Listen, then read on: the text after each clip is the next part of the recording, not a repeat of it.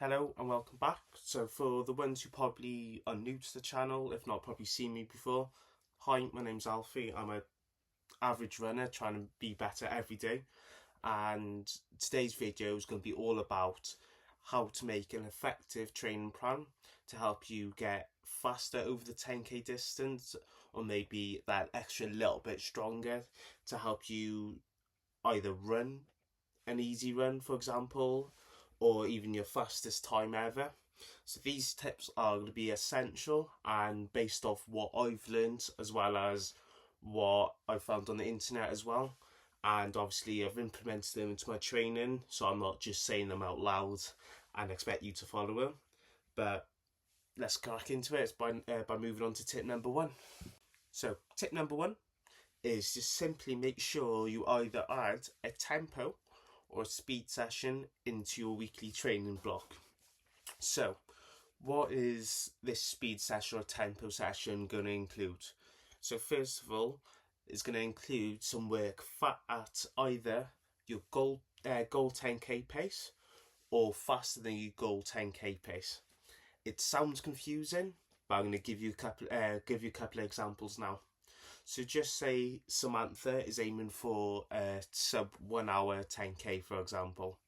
Well, she's going to have to run on average about 5 minutes and 59 seconds per kilometre to either dip under the hour mark, or she has to somehow run exactly 6 minutes a k to land on that hour mark. So in order to do this, she'll have to run faster than her goal pace. So for example, if she's doing a session, a nice common session between runners is 5x1k at faster than goal pace, if not at goal pace.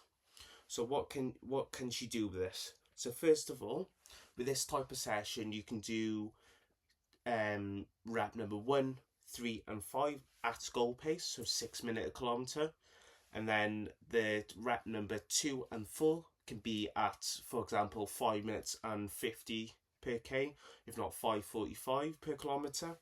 And all this will do is practice speed work as well as in speed endurance, and that's what you need to do as well. For a tempo session, it's a little bit different.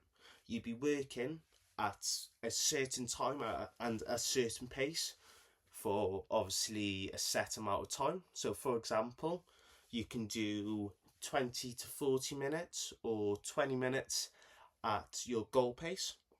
So 6 minutes per kilometre, using Samantha as an example. And she'll run at this pace, try and get as consistent as possible over the 20 minutes. And these two sessions will help you increase your lactate threshold, which all it is how well your body can clear out lactate from your muscles to make sure you run at this certain pace for longer. So essentially, it's going to make the pace you're running at feel a little bit easier.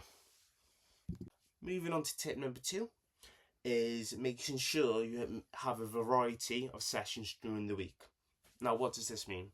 It's simply mixing up your sessions so you can build your aerobic base, you can build your speed and getting used to time on legs.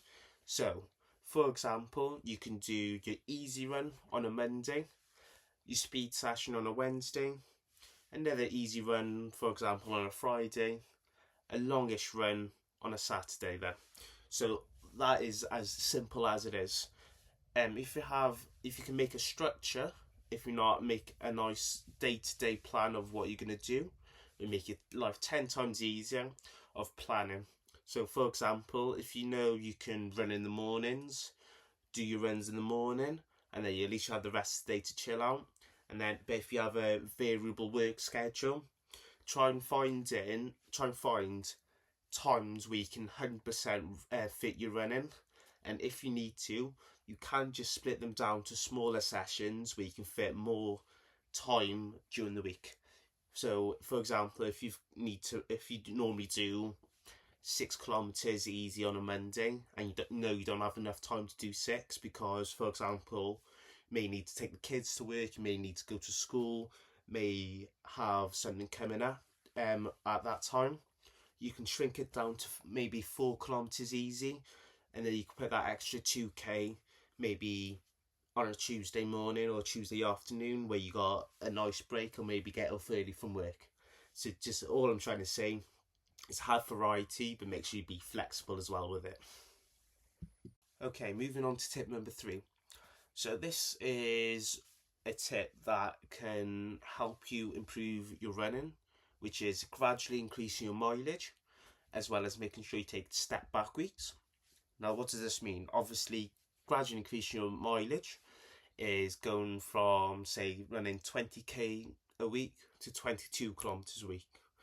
Now, you're probably wondering why I didn't say 25 or maybe 30 or maybe 27k a week.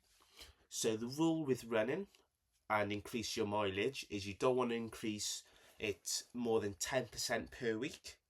So for example, like I just said there, 20k to 22k a week. So if you're maybe struggling with the math, 10% of 20 kilometers is 2 kilometers, and that's how far you can run next week without causing too harm for yourself, which may lead to injury. So obviously increasing your mileage too much too soon, for example going from 20 to maybe 40 if not 50 kilometers a week, can significantly impact yourself, may increase the risk of burnout, injury, or maybe the risk of niggles as well, maybe in your ankle, hamstring, knees and so on. And this will ultimately set you back more than it actually is. So only increase your mileage by 10% each week, and taking step back weeks as well is just as equally as important. So what is the purpose of a step back week? A step back week is simply where you take a couple of steps backwards in order to let your body recover, maybe avoid burnouts and so on. So how do you do this? So just say you're running 30 kilometers a week and you've just reached that, and at the end of the month you're going to reduce your mileage by about 5%, 10 to 5%. So going down to about 27 to 25 kilometers. And this is going to help you maybe you relax a little bit, maybe take your mind off training, and ultimately will help you improve your performance in the later weeks of your plan. Now, moving on to tip number 4 is using the 80 and 20% rule. So what on earth is it and how can you do it? So first of all, the 80-20% rule, if you haven't heard of it, is simply where you keep 80% of your training zone 2, nice and easy, nice and relaxed. You're not stressing about too much or nothing at all. And 20% then is hard efforts, if not at sort of efforts like your speed and your tempo sessions. And this was what helps you create an equal balance between making your goals and not making your goals. Obviously it's not going to work 100% of times. You may get injuries throughout your block, you may get certain things going wrong, but this is what is going to help you keep your training focused. So 80% of your mileage. So for example, I'm going to use myself. So I normally run about 50 kilometers a week now, but planning to increase. But let's go 50. So 80% of 50 kilometers a week is 40. So I'll keep about 40 kilometers of my weekly mileage through zone 2. So I'll do that on my Monday, my Friday, and my Saturday long run. And then I keep 20% of it at a hard effort. So for example, my speed sessions and my park run, where I normally do it at a little bit of a tempo, make sure I'm not fatiguing myself after my long run on a Saturday. Sounds intense, sounds complicated, but you can easily figure this out using a calculator on your phone, for example. And finally, in short, you want to be adding hills or strength training to your program, or maybe both. So you probably, what on earth do hills help me with? So during your training program, you can add hills, which are simply a way to help increase your strength and power in your lower body and help you just generally increase your running economy. It goes the same thing for strength training, but the difference is is going to make your muscles more robust, more resilient, and just generally adaptable for when you're going to be racing, if not running. All this does is simply help you reduce the injury risk as well as increase your performance. So just for example, if you live in a hilly area, hills are definitely going to be your best friends. You may hate them. I personally hate them, and anyone that's living around any sort of hilly areas like Barry and so on is going to definitely agree on me with this.